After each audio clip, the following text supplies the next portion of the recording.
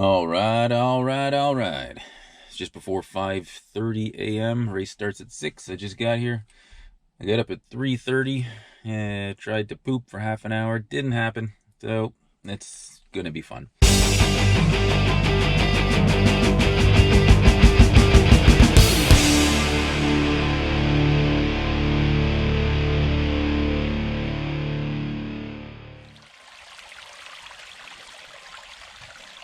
It's September 2021, and after 2 years, I finally have a race to do. Now, I hadn't done that much running this summer. I was doing a half-assed job getting ready for a fall race I was considering. But when a buddy sent me a message saying that a spot had opened up in the Haliburton 100 mile, I had to jump on it. It had been sold out since June. I actually signed up for the race back in 2010, 11 years ago. But both my kids had soccer finals that weekend, so I had to back out. I also knew they changed the course this year and added in a more technical section and took out some of the gravel roads, so that was appealing, so I had to do it. I signed up a month prior to the race. The problem was I kept getting injured playing soccer, which kept my mileage low. In the 2 months leading up to the race date, I averaged a whopping 30K per week. Not ideal, not even close. I probably should have just signed up for the 50 mile, but I'm an idiot. So the Haliburton Forest Trail Race started 28 years ago. It takes place in Haliburton Forest, go figure, a few hours north of Toronto. Now the old course consisted of a loop around a lake, then a long out and back followed by another loop around the lake totaling 50 miles, so the 100 milers would do that twice to complete the course. Now the new course for 2021 follows about half of the old course. It's now a 26-mile loop done 4 times.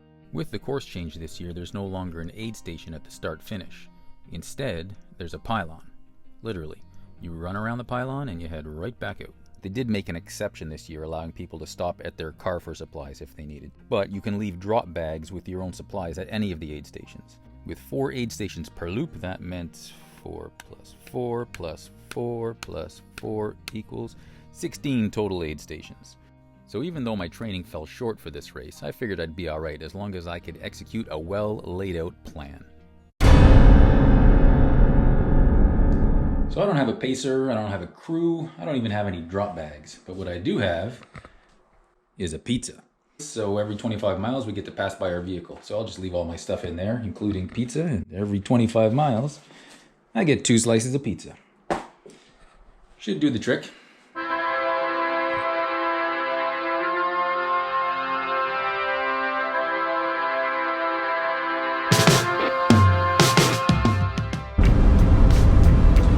On my way to the pre-race meeting. It starts at 8 p.m. on Friday night.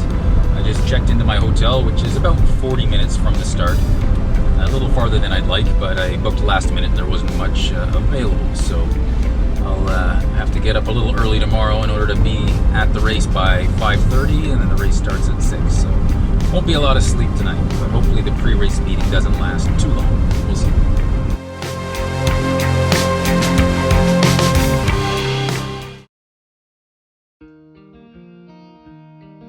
So the check-in and the mandatory pre-race meeting take place Friday night before the race. This is when runners can leave drop bags with supplies, change of clothes, or any food they might want during the race. And then in the morning, whatever the bears haven't eaten will be delivered out to the aid stations. Next, we check in and get our bibs and our race swag, but because I signed up last minute, I did not get any race swag, including no hoodie. At the pre-race meeting, they go over some race day info, some course details, Gary waves around a bunch of flags, and they've got a giant printout of the course map in case any runners don't know how to use the internet. And this is also a chance for runners to ask any questions they have, like, where's my f***ing hoodie? Then Gary waves some more flags around, and we all get out of there to try and get some sleep before race day.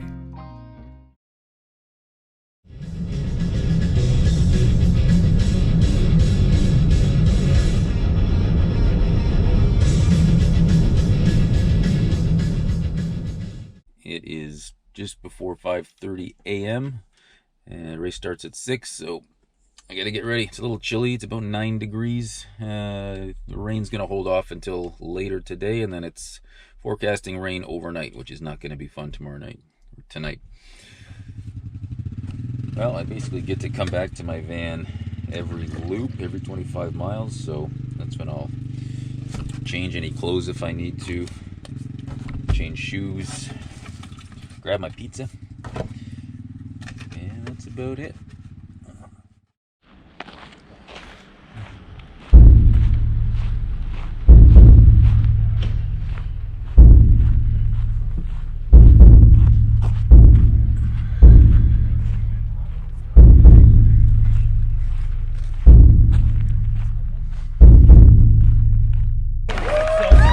Good luck, bud.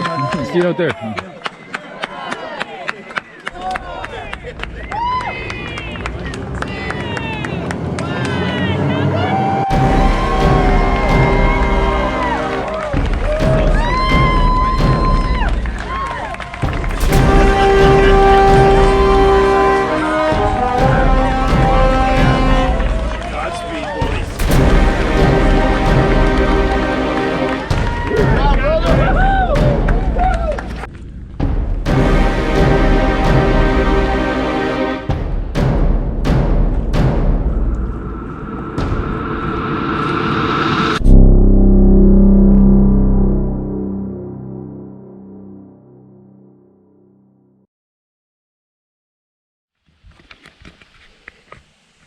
Just got back to the van after 25 miles. I accidentally left my camera on and put it in my pocket, so the battery died. So I didn't get any other shots on the first loop, so I'll bring it out on the second loop and get some shots in. That was a little rough. The temperature's warming up. Very rocky and hilly, much more so than the old course from what I understand, which was a lot more logging roads. So we'll see how it goes. That was about 5 hours and 40 minutes for the first 25 miles. So let's do another loop and see what happens. Time for some pizza.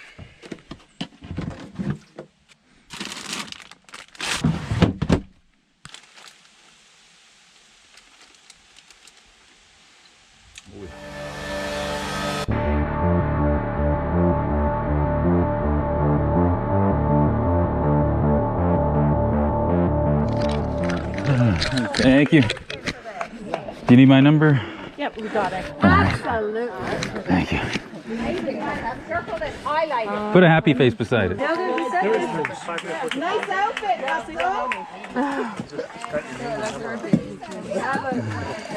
There's your neighbor on your right. Awesome. Thank you very much. Yes, what do you need?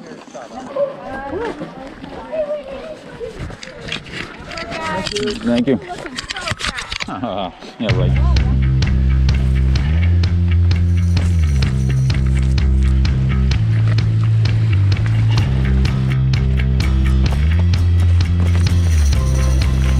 How you doing?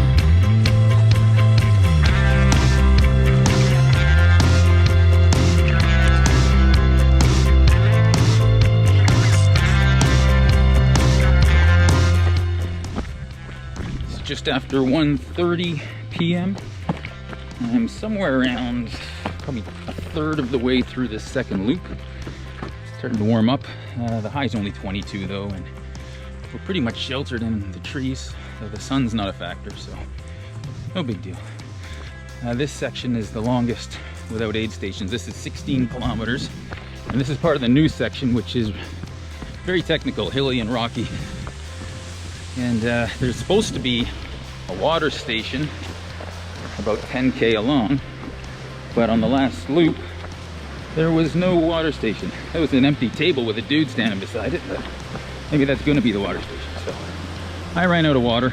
Hopefully there's water there this time, but I've rationed my water a bit more just in case there's no water station again.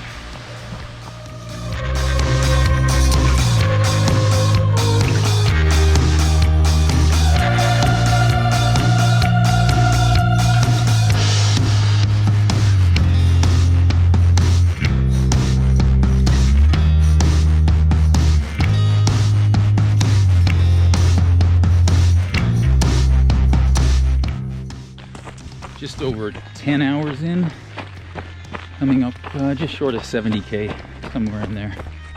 Pretty soon some of the other distances will be done. There's 12k, 26k, 50k, 50 mile, and then the 100 mile. So early on it's pretty confusing with all these runners passing by in different directions. Each distance has a different part of the course to run. So Once I get to the turnaround and head back, I'll pass the last of the 50 milers, and then it'll just be the 100 milers running, and we'll keep going all night. There you go. Apple pie. Anything else? Water? Okay. But last night after the pre-race meeting, I got back there around 9:30, just got all my stuff ready, so I was in bed by 10:30, which was good because I had to get up at 3:30. And a little while later, I get woken up. A family arrived next door. A bunch of kids screaming and running around. They've probably been cooped up in a car all afternoon. And as soon as they calm down, then the baby starts. The baby kept crying for I don't know how long. So I don't even know how much sleep I wound up getting in the end, but it is what it is. Okay, let's go this way. Right on schedule. I want to be back here at 7:30. Should be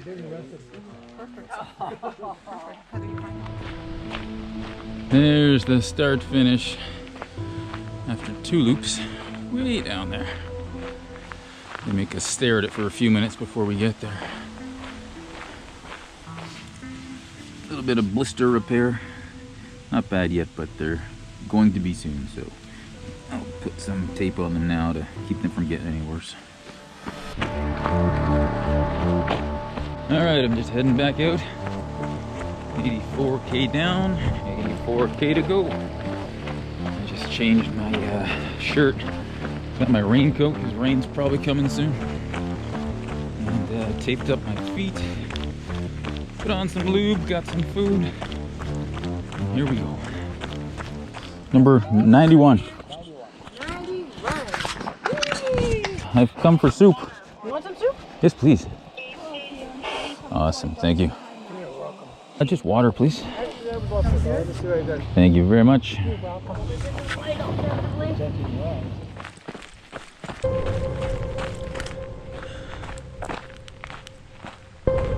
I am off course again.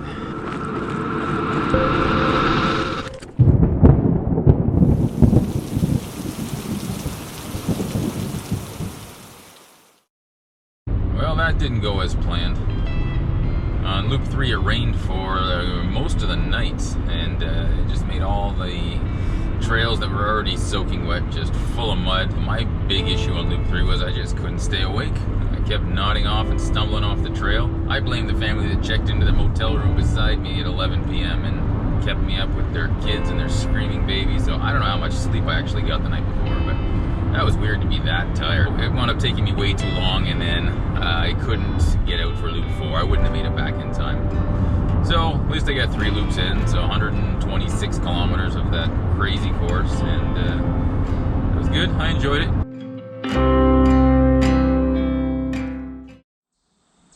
Well, there you have it. I just couldn't stay awake, which totally baffles me because I've done tougher and longer races where I've run through 2 nights and I wasn't as sleepy as I was at Haliburton.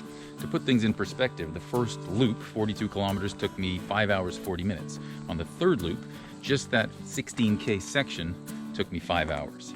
And there were a few times where I sat down trying to close my eyes for a minute or 2, but it must have been longer. I kept nodding off. I was literally waking up off the trail. One time I sat down, and when I woke up, I could not remember which way I'd come from and which way I was supposed to go.